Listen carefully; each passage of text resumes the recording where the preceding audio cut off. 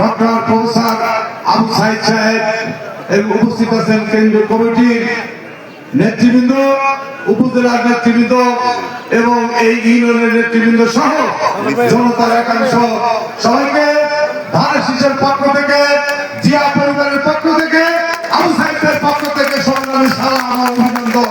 সংগ্রামী সাথী বন্ধুরা, আমার সময় অল্প, আসলে বক্তব্য সাইদের বক্তব্য আমরা শুনবো। সংগ্রামী সাথী বন্ধুরা আমার, আমি বেশি কথা বলতে চাই না। জাতির এই ক্রান্তিকালে আপনারা তো ভাবতে পারেন কেন জাতীয় ঐক্যবদ্ধ হয়েছে বিএনপি এবং নিরীহ আওয়ামী লীগের নেতা কর্মী ভাইরা। সংগ্রামী সাথী বন্ধুরা আমার, আপনাদের একটা দৃশ্যমান এবং অদৃশ্যমান শক্তি, তারা শক্তির লড়াই দেখিয়েছেন, শক্তির লড়াই দেখেন।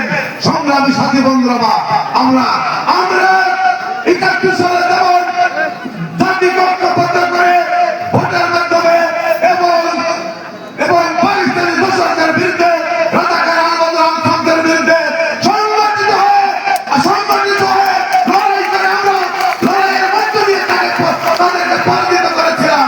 তাই আগামী 12 তারিখের নির্বাচনে স্বাধীনতা সার্বভৌমত্ব রক্ষা, ন্যায় বিচার প্রতিষ্ঠা এবং আইনের শাসন প্রতিষ্ঠা করার জন্য বাংলাদেশের অর্থনৈতিক মুক্তি, সামাজিক মুক্তি, ন্যায় বিচার প্রতিষ্ঠার জন্য বাংলাদেশে মুক্তিযুদ্ধের পক্ষের শক্তি জিয়া পরিবারকে ভোট দিন, ধানের শীষ সরকার ভোট দিন, জনাব তারেক রহমানকে, তারেক রহমানের হাতকে শক্তিশালী করার জন্য এই অঞ্চলের সর্বস্তরের মানুষের কাছে আহ্বান থাকবে, আপনারা কি ৭১ সালের পরাজিত শক্তির কাছে হেরে যাবেন? সবাইকে ধন্যবাদ দিয়ে আমার কথা শেষ করছি। এ পর্যায়ে বক্তব্য রাখবেন যে বেশ কয়েকদিন আগে আমাদের চেয়ারম্যানের হাত ধরে বিএনপিতে যোগদান করেছেন সংবিধান রচয়িত মুক্তিযুদ্ধের সংগঠন বাংলা গণপ্রজাতন্ত্রী বাংলাদেশের সাবেক মন্ত্রী ডক্টর প্রফেসর আবু সাইদ সাহেব আপনাদের সঙ্গে বক্তব্য রাখবেন।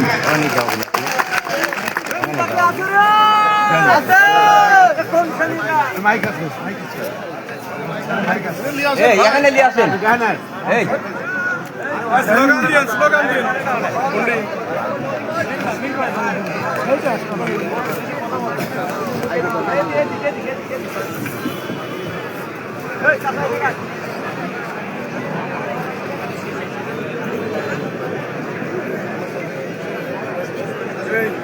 এই জিনিসের সাথে রেখে দেবে।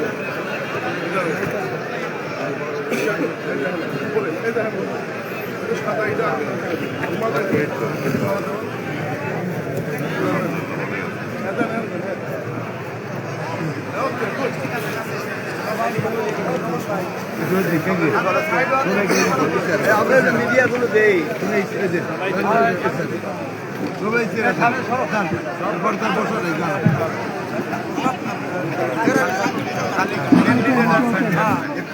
আজকে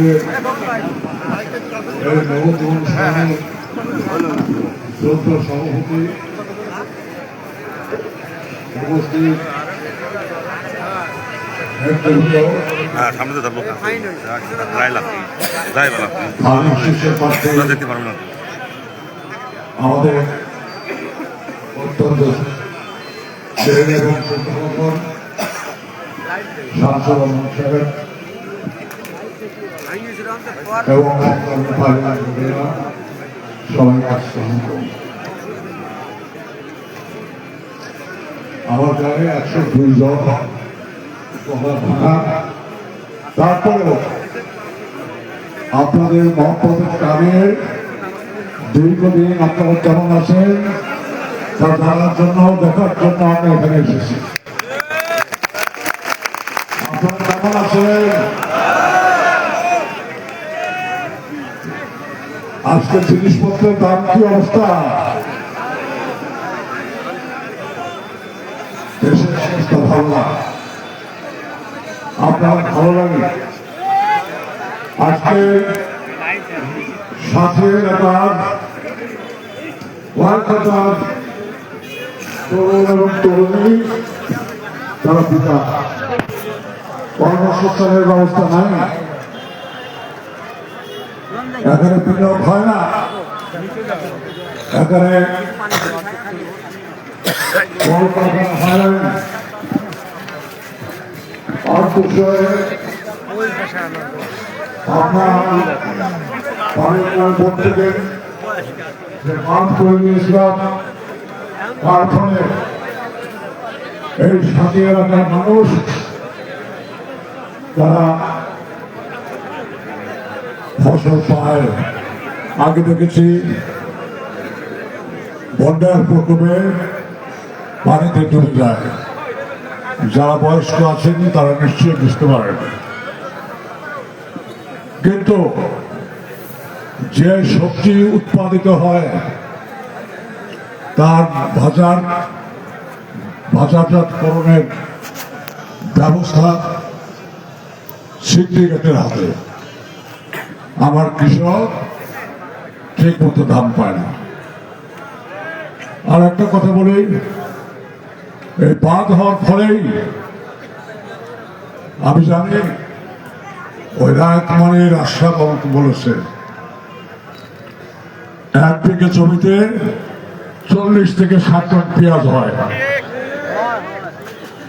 আজকে বিভিন্ন জায়গায় এ দাবি সে দাবি, এ দাবি না দাবি নিয়ে রাস্তা ব্লক করা হয়, শাটডাউন দেওয়া হয় এবং মিছিল মিটিং করা হয়। আমার কৃষক ভাইরা যারা আছেন তারা যদি এক ফসল না করেন, ধান না করেন, বাংলাদেশ টিকবে। কিন্তু সেই কৃষকের দিকে নজর নেই।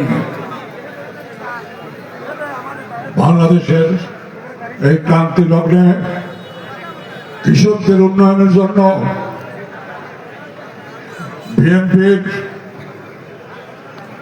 দেশ নায়ক তারেক রহমান সাহেব কর্মসূচি দিয়েছেন, অঙ্গীকার করেছেন যে আগামী দিনে বিএনপি ক্ষমতায় আসলে 10,000 টাকা পর্যন্ত কৃষি ঋণ মকুব করা হবে। এর সাথে আমি যোগ করে আজকে যিনি পদপ্রার্থী ধানের শীষের স্নেহভাজন শামসুর রহমানকে বলতে চাই, যখন পেঁয়াজ ওঠে তখন দাম কম থাকে, সেই পেঁয়াজ দিয়ে যারা বাধাই করে 3 মাস পরে দেখা যায় 1.5 গুণ দাম বেশি হয়ে গেছে। তাহলে কৃষকের লাভ কি? রোদ্রে পুড়ে বৃষ্টিতে ভিজে কাদামাটি নিয়ে তারা চাষ করবে, আর মাঝখানে বসে আমরা সিন্ডিকেট করে তার লাভ নেব। এটা হতে পারে না, এটা বৈষম্য, এটা দূর করতে হবে। সেই বৈষম্যহীন সমাজ রাষ্ট্র গঠনের প্রতিজ্ঞা নিয়ে তারেক রহমান সাহেব মাঠে নেমেছেন। আজকে সেজন্য আমি অগ্রিমভাবে অনুরোধ জানাবো, আদেশ করব, আজকের যিনি পদপ্রার্থী শামসুর রহমানকে যাতে প্রত্যেকটি যেখানে পেন্সিল হয় সেখানে কোল্ড স্টোরেজ করে দেবেন, আপনি নতুন ভাবে কোল্ড স্টোরেজ করে দেবেন, যাতে কৃষকরা ওই কোল্ড স্টোরেজে রেখে পেঁয়াজ রেখে যাতে তারা উচ্চ মূল্য পায়। কিন্তু ভাই কথা একখানা, কি কথা? এক দুপুরে প্রচন্ড রোদ, সেই রোদের ভিতর ভোট হচ্ছে, আর যার টাকা আছে তিনি বসে বসে ওই 7-Up দেখছেন না, 7-Up বোতল, 7-Up বোতল খুলে তাদের দিচ্ছে আর বলছে ভোটটা দেওয়া। যখন বোতল খোলে তখন তো একটা শব্দ হয়, ফস করে শব্দ হয়, ফস করে। ওই বোকা কৃষক ভোট দেওয়ার পরে যে মেয়ে ভাই আপনাকে বোতল দিচ্ছিলেন, খায় আমার বড়ই ভালো লাগছে, আমাকে বোতল দেয়। ভোট তো শেষ, বোতলও শেষ। পানি ভরে তাকে দিছে, দেওয়ার পরে ওইভাবে নিয়ে বোতলটা তুলে থেকে আমি আগের মতন হাত দেয় তখন ওই কৃষক বলছে হ্যাঁ বুঝছি বুঝছি। ভোটের পরে আর ফস করে না কিছু, ভোটের পরে আর ফস করে না কিছু। ওই বড় লোকেরা ভোটের সময় নানা প্রভাব দিয়ে আপনাদের কাছে মিথ্যা প্রতিশ্রুতি দিয়ে তারা এসে ভোট চায়। আমাদের টাকা নাই, অর্থ নাই, কিচ্ছু নাই। আমাদের কি আছে? আমাদের ভালোবাসা আছে। আমাদের কি আছে? আমাদের ইমান আছে। আমাদের কি আছে? মানুষের দুঃখ দুর্দশা দূর করার জন্য আমাদের কর্মসূচি আছে। প্রতিটি মেহনতি মানুষ, শ্রমিক, কৃষক তাদের জন্য কর্মসূচি দিয়েছেন তারেক রহমান সাহেব। সেই কর্মসূচির মাধ্যমে আমরা বাস্তবায়ন করে এই বাংলাদেশকে বিনির্মাণ করব, এই প্রত্যয় আমাদের এবং এই কথা আমাদের। আমি কিন্তু আপনাদের কাছে ভোট চাইতে আসিনি, ভোট চাইতেই আসিনি। ভোট যার যার তিনি দেবেন। আমার ভোট আমি দেব, যাকে ইচ্ছে তাকে দেবো। বলেন না বলেন? আমি এই জায়গায় সহ্য করে বলি, আমার ভোট আমি দেবো, দেখে শুনে বুঝিয়ে দেব। সাত সমুদ্র পারের ওপার থেকে কেউ দুই দিন কোকিল পাখির মতো এসে যদি গয়, অন্তত সুমিষ্ট গলা, তারা এসে ভোট দিয়ে আমার 7 সাগর 13 নদী পারে চলে যাবে। আপনাদের খোঁজ রাখবেন না, ওই 7 আপ বদলের মতো আর খোঁজ করবে না। এই সমস্ত উড়ে এসে জুড়ে আসা মানুষ, তারা কখনো ধর্মের নাম নিয়ে আসে, কখনো কোরআনের কথা বলে আসে, কখনো গায়ে আওয়াজ নিয়ে আসে। একবার এক গ্রামে ভূতের উপদ্রব ছিল, প্রত্যেক বাড়িতে নাকি ভূত হয়। তখন একজন মানুষ, যিনি সুশিক্ষিত, বিজ্ঞানে লেখাপড়া করছেন, ভূত তো যাচ্ছে না, তার কাছে সব লোক গেল যে ভাই ভূত তো যায় না, কি করে তাড়াবো? তা কিছুই না, সন্ধ্যের সময় একসাথে আলো জ্বালান, দেখবেন ভূত চলে যায়। আগুন দেখলে ভূত চলে যাবে। আমাদের হৃদয়ের ভিতরে যে অগ্নিশিখা আছে, আমাদের ভিতরের ভিতরে যে আগুন আছে, বঞ্চনার আগুন, অবহেলার আগুন, রাষ্ট্র আমাদেরকে নিষ্পেষিত করেছে, তার আগুন, এই আগুন দিয়ে আমাদের দেশে যত ভূত আছে আমরা তাড়াবো। ভাইরা, আর একটা কথা বলি, আমার বয়স কত বলেন তো? আমার বয়স 28 বছর, তাই না? 28 বছর না? আমি রাজনীতি করি 62 বছর, বয়স আমার 28 বছর। কি করে? আমার তারুণ্য এবং মনোবল, আমার সাহস এবং শক্তি এখন 28 বছর আগে, যদি উল্টে দিলে হবে 82 বছর সত্যিকার। আমি মৃত্যুকে ভয় পাই না। আইব খান তারপর যত জন্ম আসছে কোনোদিন আপোষ করে নাই। 2008 সালের পর থেকে যখন দেখলাম দেশকে পর্যদস্ত করা হচ্ছে, চোর চোরটা সিন্ডিকেট থেকে শুরু করে যারা দুর্নীতি করে টাকা পাচার করছে, তখন সেই দল থেকে আমি দূরে ফিরে আসছি। তারপরে আপনারা ভোট দিচ্ছেন, সে ভোট ছিনতাই হয়ে গেছে। পুলিশ আপনাদের উপর লাঠিচার্জ করছে, আপনাদের উপরে হামলা মামলা করে নাস্তানাবুদ করে দিয়েছে। কিন্তু এবার পরিষ্কার করে বলতে চাই, আমার নামে এই 82 বছর যিনি নাকি সৎ কথা বলেন, তার কমান্ডে থাকা একজন রুকন, তিনি আমার বিরুদ্ধে না 460 জনের বিরুদ্ধে কেস করলেন। কি কেস? সন্ত্রাস দমন। ঈদের পরে আমার বাড়িতে গেট টুগেদার ছিল, 50-60 জন বুড়ো বুড়ো আমরা একসাথে হলাম। আপনারা কি আমার বিরুদ্ধে অভিযোগ কি? আমি নাকি অস্ত্র ট্রেনিং দিচ্ছি, আমি নাকি অস্ত্র বানাচ্ছি, আমি নাকি সব মানুষকে উদ্বুদ্ধ করছি এই সরকারের বিরুদ্ধে অস্ত্র ধারণ করে উৎখাত করতে হবে। এত বড় মিথ্যা কথা।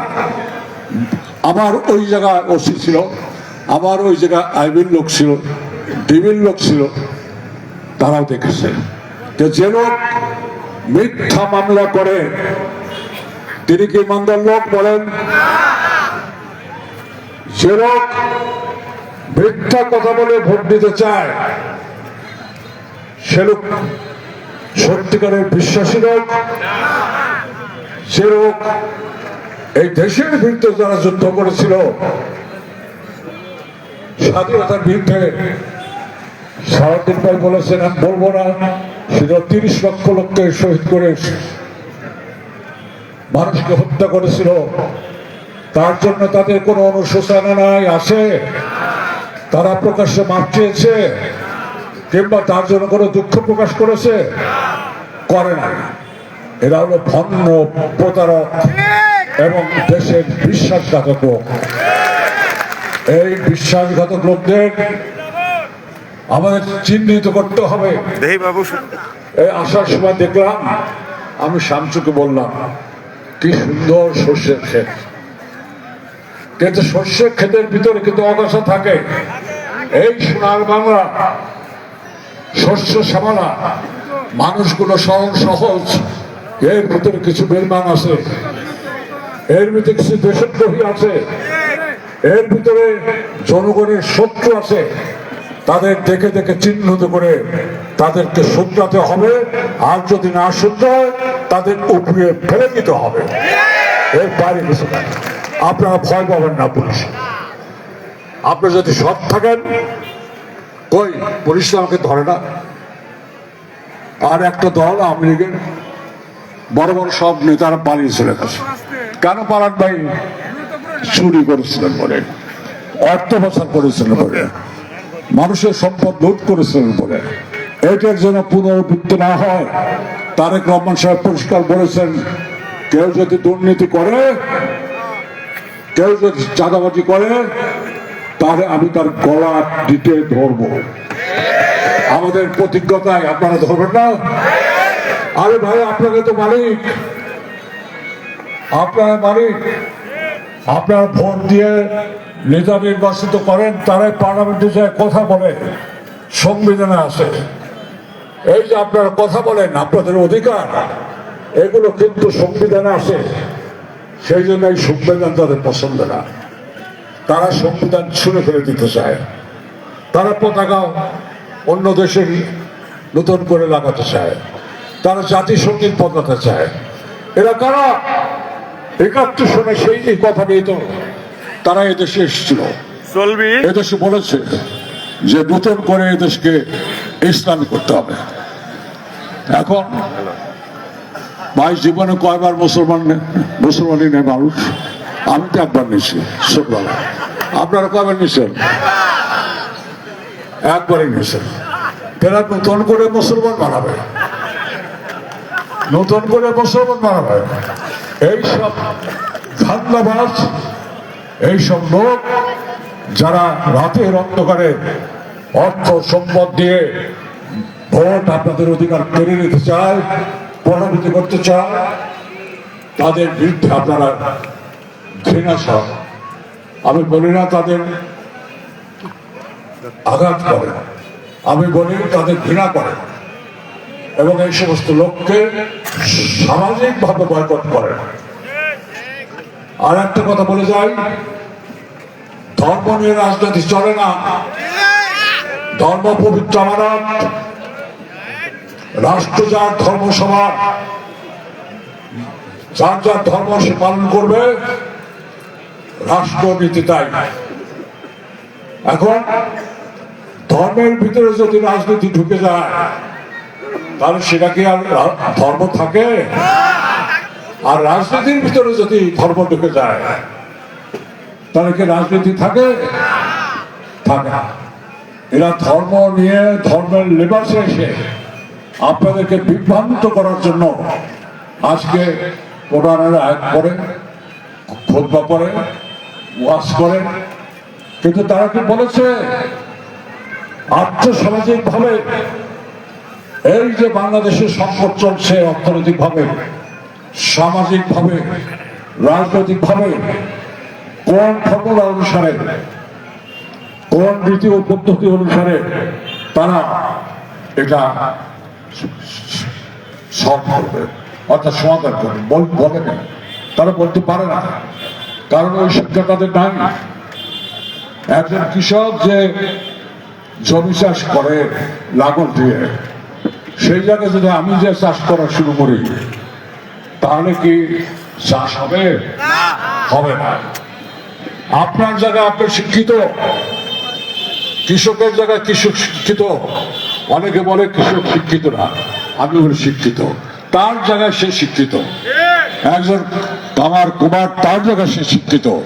আমাকে যদি আজকে বলা হয় যে লাঙল চাষ করেন, আমি পারবো না, কিন্তু একজন কৃষক পারে, একজন তাঁতি পারে, একজন কামার পারে, কুমার পারে, যার যার পেশায় তারা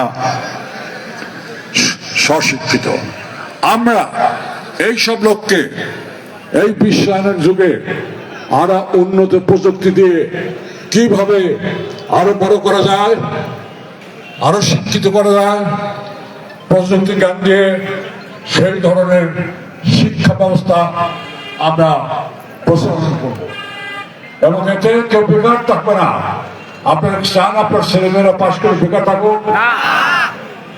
আর পরীক্ষা দিতে গেলে মাশাআল্লাহ 10 লাখ টাকার আগে আপনার ছেলের চাকরি হবে না, আর দিলেও যে হবে তার কোনো ঠিকানা নাই।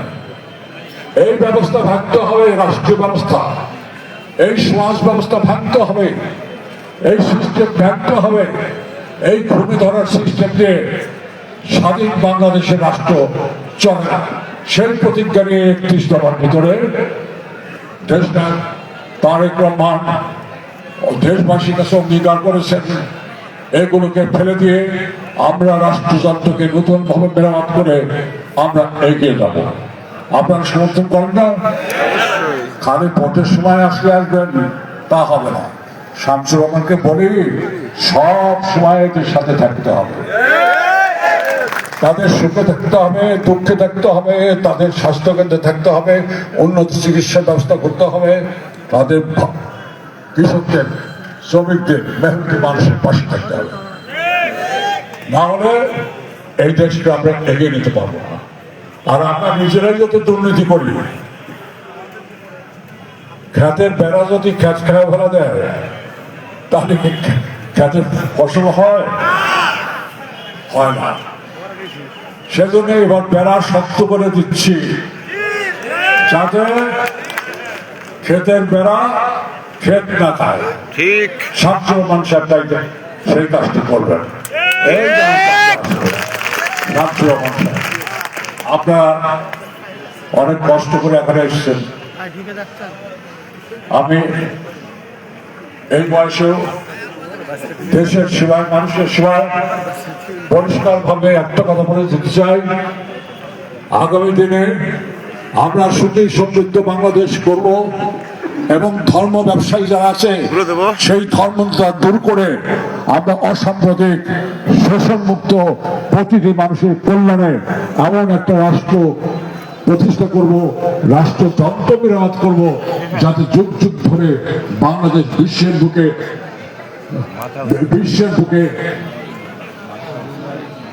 বুকে উন্নত জাতি হিসাবে প্রতিষ্ঠিত হয়।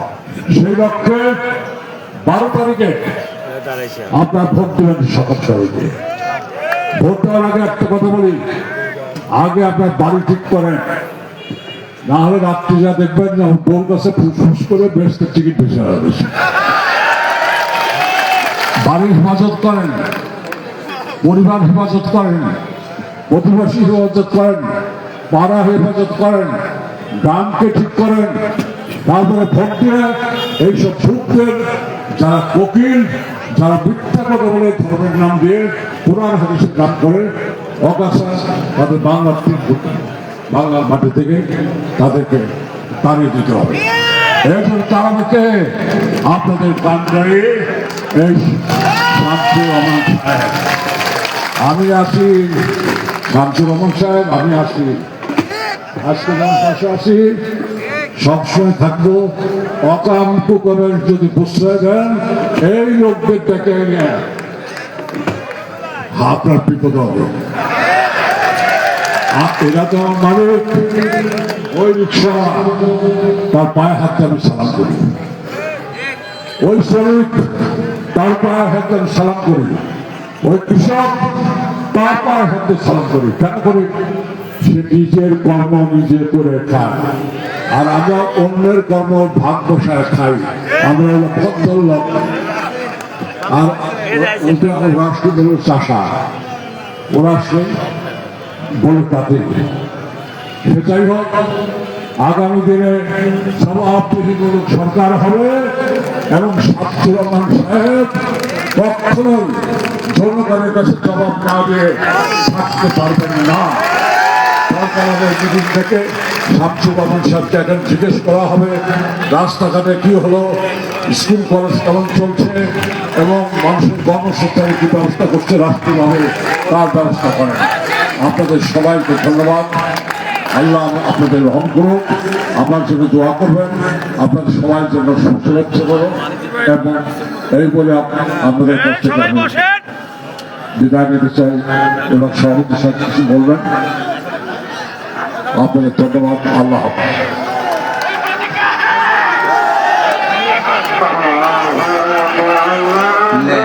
সভাপতি বক্তব্য রাখেন আজকের অনুষ্ঠানের সভাপতি জনাব তাহির। বিসমিল্লাহির রহমানির রহিম। সবাইকে আন্তরিকভাবে ধন্যবাদ জানাই।